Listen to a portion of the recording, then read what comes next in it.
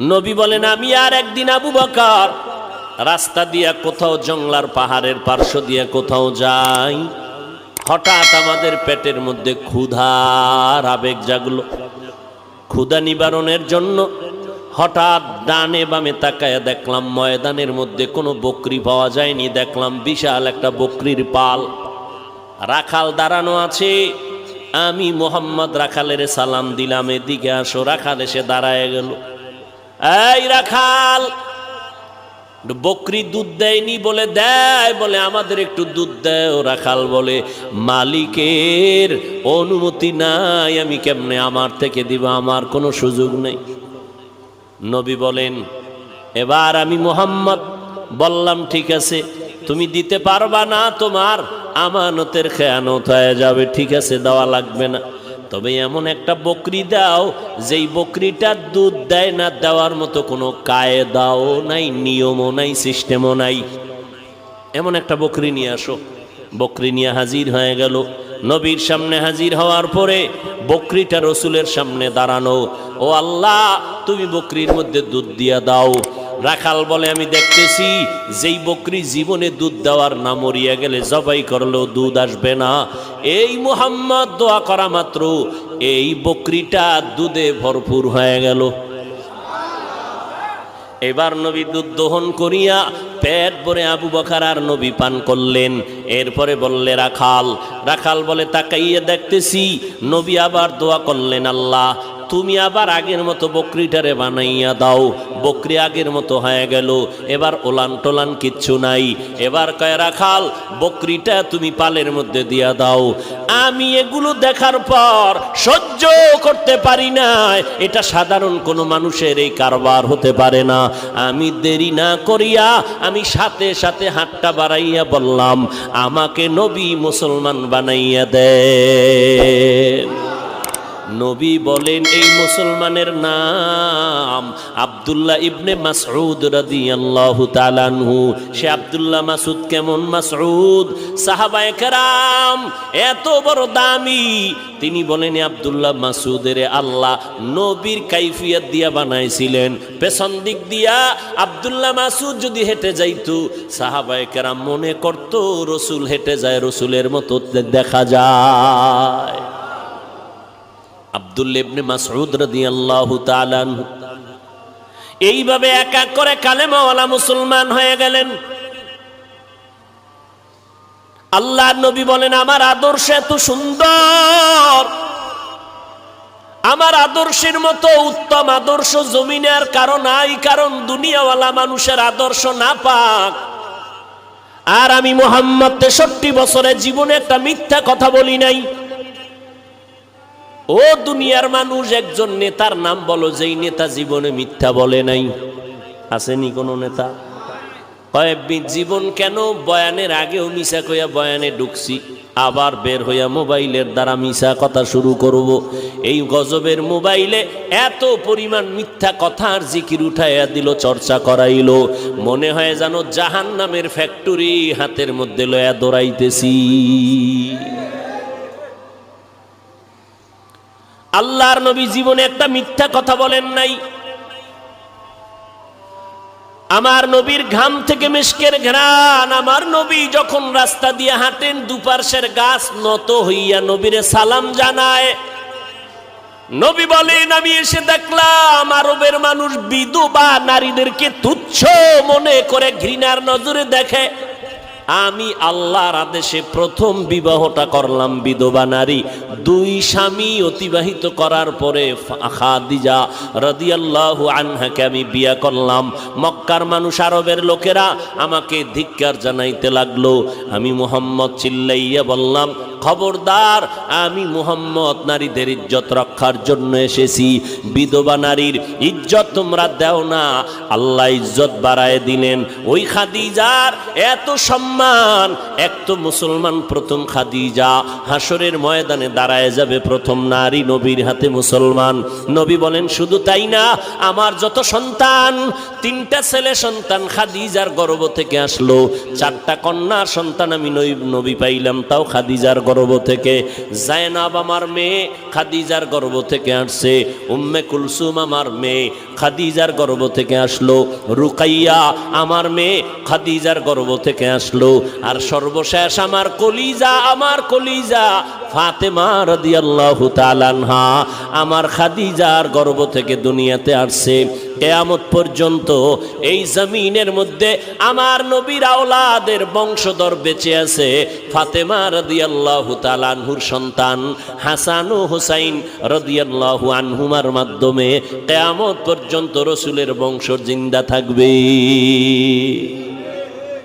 ফাতেমা রাদিয়াল্লাহু আনহার সন্তানের মাধ্যমে কিয়ামত পর্যন্ত রাসূলের বংশ জমিনে জিন্দা।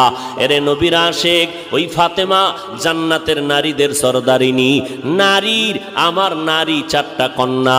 নবী বলেন দুনিয়ার মানুষ, এই আরবের মানুষেরা, আমার একটা ছেলেও জিন্দা নাই, আমি মুহাম্মদ চারটা কন্যার বাবা হয়ে আছি। আমি জমিনের মধ্যে প্রমাণ করে দিলাম নারীর সম্মান পুরুষের থেকে বেশি। কেমন বেশি জানো?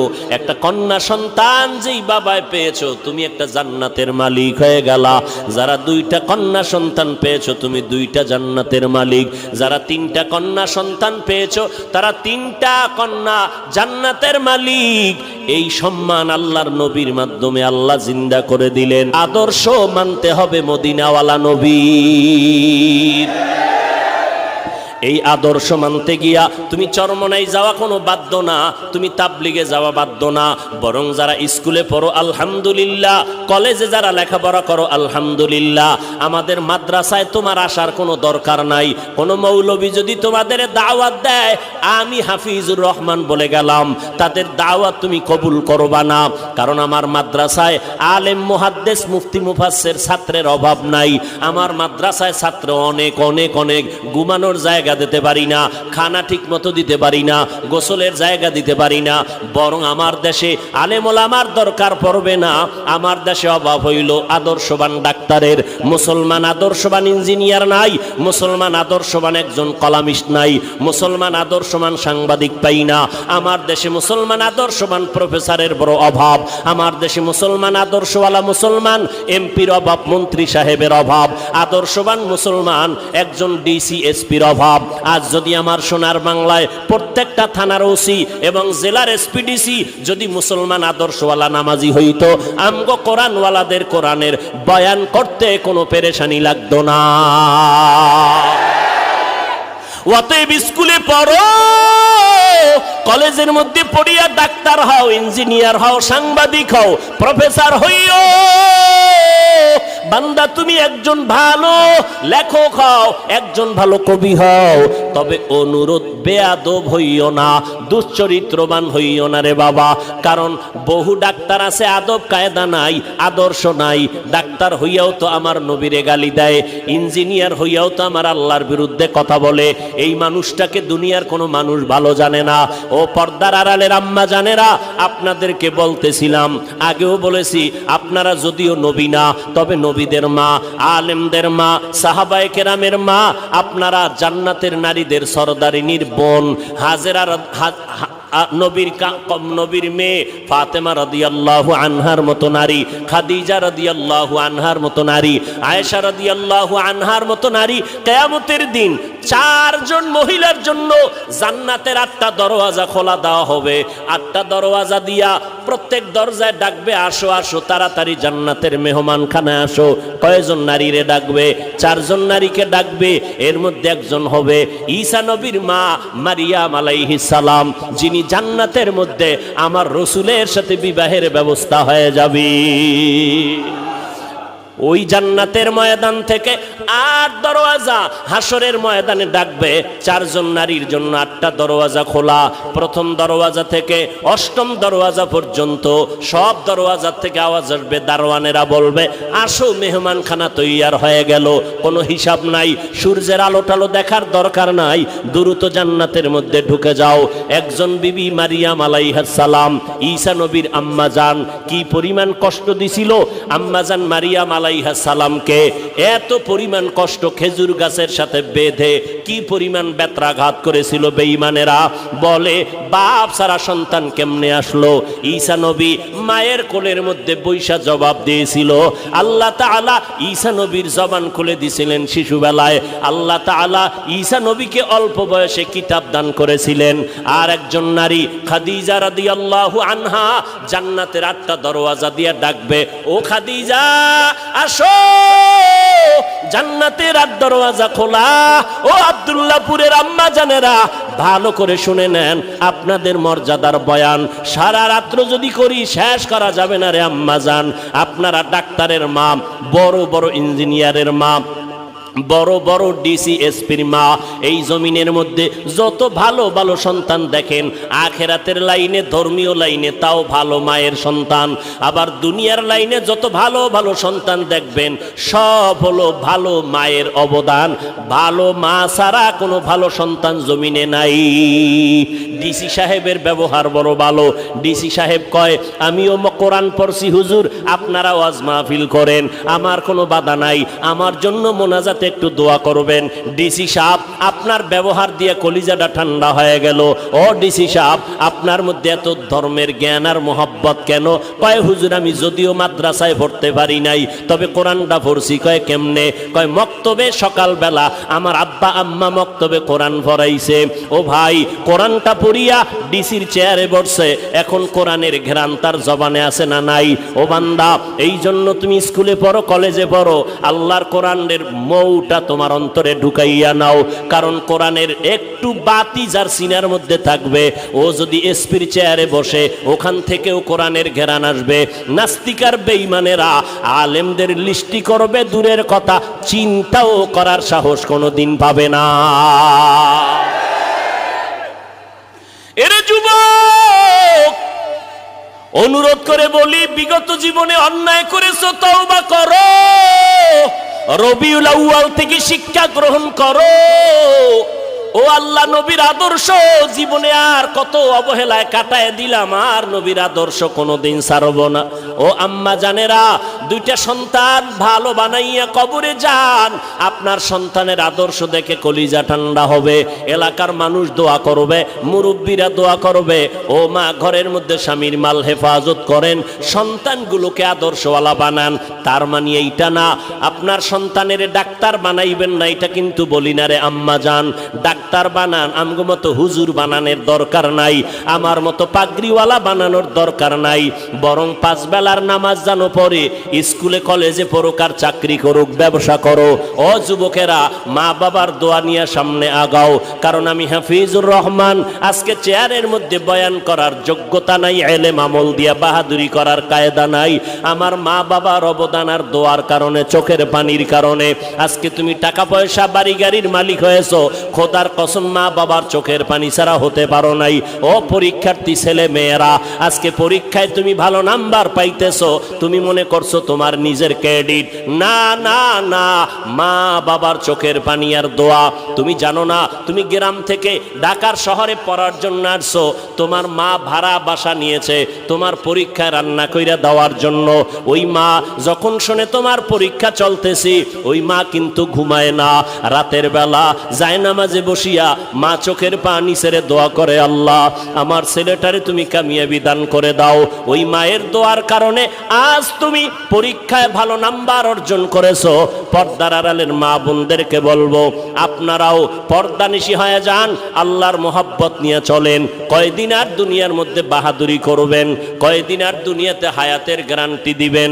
ও আম্মা জান, আজকে সন্তান নিয়ে বাহাদুরি করেন, স্বামীর মাল নিয়ে বাহাদুরি করেন। একদিন আজরাইল যখন এসে যাবে, সাদা কাপনের প্যাকেট বানাইয়া কবরে নিবে, তখন আপনার সন্তানেরা মা মা বলে ডাকবে, কোনো আওয়াজ হবে না। ওই কবরে যখন যাবেন, কে নারী কে পুরুষ কোনো ভেদাভেদ নাই, কে মাওলানা কে মুফতি সাহেব ভেদাভেদ নাই, কে পীর কে মুরিদ কোনো ভেদাভেদ নাই, কে ডাক্তার কে ইঞ্জিনিয়ার কোনো ভেদাভেদ নাই, কে বক্তা কে শ্রোতা ভেদাভেদ নাই। সবার বেলায় 3টা সাদা কাফন হবে, মা বোনদের বেলায় 5টা সাদা কাফন হবে। ওই কবরের সাইজও হবে 1। কবরের মধ্যে রাখার পর প্রশ্ন করবে, সবার বেলায় 3টা প্রশ্ন, কারো বেলায় আলাদা কোনো প্রশ্ন করা হবে না। আমাকে যেই প্রশ্ন করা হবে আপনাদেরকেও সেই একই প্রশ্ন করা হবে। রবের পরিচয় দাও, ধর্মের পরিচয় দাও, রহমাতুল লিল আলামিনের পরিচয় দাও। আল্লাহর নবী বলেন, দুনিয়াতে যারা রবের গোলামি করে কবরে যাবে, এরা কবরে গিয়া জবাব দিবে রব্বি আল্লাহ, আমার রব একমাত্র আমার আল্লাহ। দুনিয়াতে যারা ইসলাম মেনে চলবে, কবরে গিয়া জবাব দিবে দ্বীনুল ইসলাম, আমার ধর্মের নাম ইসলাম। দুনিয়াতে যারা নবীর সুন্নতের মালা গলায় লাগাইয়া চলবে, ও যুবকেরা, বৃদ্ধ বাবাজিরা, পর্দার আড়ালের আম্মা জানেরা, আঙ্গুলের নখগুলো কেমনে কাটবেন সেখানেও নবীর সুন্নত যারা মেনে চলবে, চুলগুলো কেমনে রাখবেন সেখানেও বিশ্ব নবীর আদর্শ যারা মেনে চলবেন, জুতাগুলো কেমনে পরবেন সেখানেও নবীর সুন্নত যারা মেনে চলবেন, মসজিদে কেমনে ঢুকবেন বের হবেন, বাথরুমে কেমনে ঢুকবেন বের হবেন সেখানেও নবীর সুন্নত যারা মেনে চলবেন, খানা খাইতে বসবেন কেমনে সেখানেও নবীর সুন্নত, হাত দুইটা কেমনে ধুইবেন সেখানেও নবীর সুন্নত। একটা একটা বয়ান করলে সারা জিন্দেগি চলে যাবে রে বাবা। খানা খাইতে যখন বসবেন, যেই প্লেটের মধ্যে খানা নিবেন ওই প্লেটে কখনো হাত ধুইবেন না। নবীজি বলেন, দোনো হাতের কবজা পর্যন্ত আলাদা একটা পাত্রের মধ্যে ধুইয়া নাও। নবীর উম্মতেরা চিল্লাইয়া চিল্লাইয়া আলেম ওলামারা জীবনভর বলল, হাতের কবজা পর্যন্ত ধুইয়া এরপরে ভিন্ন প্লেটে খানা নিয়ে খাও। হুজুরদের কথা, মদিনাওয়ালার সুন্নাত গায়ে লাগায় নাই। সরকার যখন পুলিশ নামাইয়া দিল, বেতের বাড়ি দিয়া সবটিরে সাইজ কইরা দাও, হাতের কবজা পর্যন্ত ধুইতে হবে, না হয় করোনায় মরে যাবে। পুলিশের বেতের বাড়ির ভয়ে এই বেহায়া বাঙালি হাত ধুইতে রেডি হলো, কিন্তু আলেমের কথায় মদিনার মোহাব্বতে হাত ধুইতে রাজি হয় নাই। কি পরিমাণ বেহায়া, বেলাজা, বেশরম! এরে নবীর আশিক, তুমি যখন প্লেটের মধ্যে খানাটা নিবা, ডান দিক দিয়া তুমি খানা শুরু করবা, বিসমিল্লাহ বলিয়া খানা শুরু করবা। এরে আল্লাহর বান্দা, বাম হাতে কোনো তরকারি নিবা না, ডান হাতে নিবা। বলবা, হাফিজ ভাই আমার ডান হাতে ভাত দিয়া তো লাগানো, আমি কেমনে চামচ দিয়া নিব? বলে, চামচটা তুমি আঙ্গুলগুলো ভালো চেটে এরপরে তুমি চামিচের অংশটা এখানে ধরো, বৃদ্ধা আঙ্গুল আর শাহাদাত আঙ্গুলের মাঝখানে ধরিয়া এরপরে তুমি চামচের আগা হোক বা গোড়া দিয়া ধইরা তুমি তরকারি নাও, মাছ নাও, নবীর তরিকা মতে চলো। এরপরে বান্দা নবীর তরিকা মতে খানাটা খাইয়া শেষ সময় প্লেটটা চেটে চেটে খাও, আর ফাঁকে ফাঁকে তুমি আল্লাহর শুকর আদায় করো। লাকাল হামদু ওয়া লাকাশ শুকর, ও মালিক তোমার শুকর আদায় করি। কত মানুষ সামনে খানা পায়, খাইতে পারে না, ডাক্তার নিষেধ করে। আল্লাহ তুমি আমার পেট স্টোমার ভালো রাখছো, হজম শক্তি ভালো রেখেছো, আল্লাহ তোমার শুকর আদায় করি। খানার পরে নিজের ওই খানার প্লেটে হাত ধুইও না, অন্য প্লেটে আবার দোনো হাতের কবজা পর্যন্ত ধুইয়া নাও। নবীর সুন্নাত অনুযায়ী যদি চলো, ডাক্তারের কোনো পরামর্শ লাগবে না। আমার নবী হলেন বিশ্বব্যাপী বড় ডাক্তার। বিজ্ঞানীরা গবেষণা করতেছে, মোহাম্মদ এমন একজন ডাক্তার ছিলেন, নবী সবুজ কালারটাকে পছন্দ করেছেন, সাদা কালারের পাঞ্জাবি পরেছেন, এরপরে নবী সবুজ কালো পাগড়ি পরেছেন, কিন্তু নবী বেশিরভাগ সাদাটাকে পছন্দ করেছেন। বিজ্ঞানীরা মাথা খাটাইয়া আবিষ্কার করতে শুরু করলো, মোহাম্মদ দোজাহানের সর্দার সাদা কালারটাকে বেশি মহব্বত কেন করলেন? গবেষণা করিয়া এইবার বিজ্ঞানীরা, স্বাস্থ্য বিজ্ঞানীরা লেখা দিছে, সাদা কালার মোহাম্মদ পছন্দ করার কারণ হলো 12টা মাসের মধ্যে কিছুদিন গরম, কিছুদিন শীত হয়, ঠান্ডা হয়। ঠান্ডার মধ্যেও সাদা কালারটা শরীরের জন্য মেচিং হয়, গরমের সময় সাদা কালারটা শরীরের সাথে মেচিং করে। কারণ সূর্যের যত গরম হোক না কেন, সাদা কালারটা কন্ট্রোল করে শরীরের সাথে, এরপরে অ্যাডজাস্ট করে দেয়। আবার যত প্রচন্ড গরম হোক না কেন, সাদা কালারে আইসা লাগার পর এরপরে কন্ট্রোল কইরা ওই বাকি অংশ শরীরের সাথে অ্যাডজাস্ট করে দেয়। সাদা পোশাক থাকলে, আপনারা যারা সৌদি আরবে গেছেন, আমরা গেছি দেখছি, আমাদের গরমে জিব্বা ফেটে যায়, হাত ফেটে যায়, ওদের কোনো হাত ফাটে না।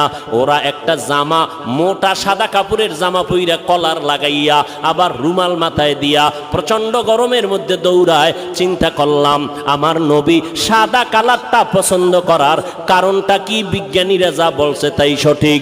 বিজ্ঞানীরা কয়, মোহাম্মদ মেসওয়াকের আইন কেন করলেন?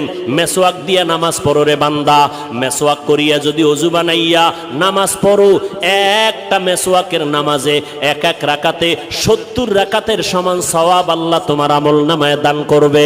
এই মেসওয়াকের দ্বারা দাঁত পরিষ্কার হবে, এরপরে দুর্গন্ধ চলে যাবে, যেটা বেরাসের দ্বারা কোনোদিন হবে না। আমিও বেরাস করি, কিন্তু বেরাসের দ্বারা সাময়িক দাঁতের ময়লা যায়, কিন্তু দুর্গন্ধ দূর হয় না।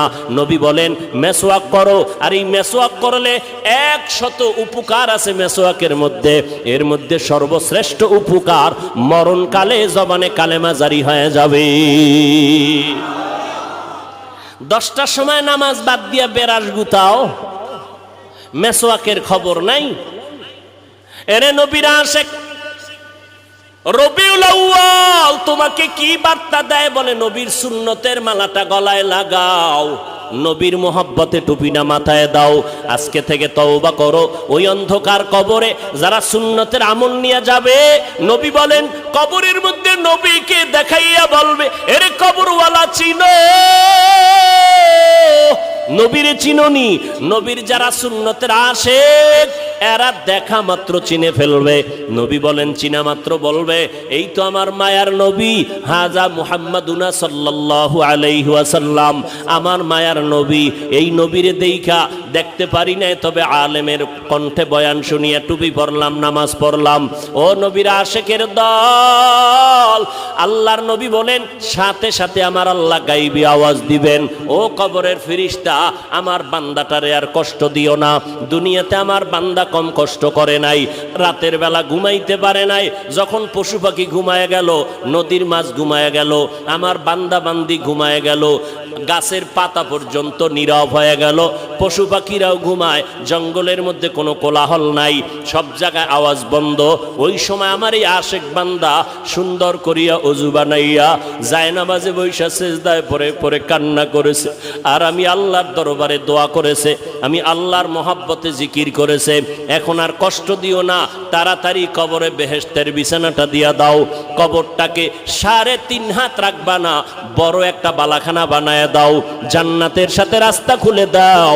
আমার বান্দা এখন ঘুমাবে, কিয়ামত পর্যন্ত আরামে ঘুমাইতে থাকবে, কেউ ডিস্টার্ব করবে না রে ফেরেশতা।